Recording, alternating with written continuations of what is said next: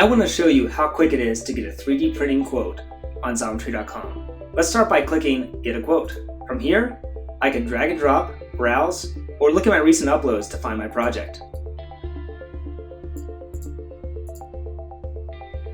And that's it! Your part instantly defaults to the lowest cost 3D printing method available for that geometry.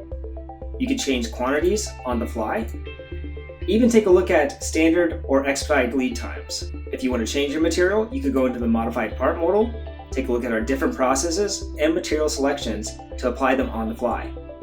I'm going to go ahead and keep SLS nylon, but I'm going to go and make it dyed blue. Save properties. Let's move to checkout. Thank you so much.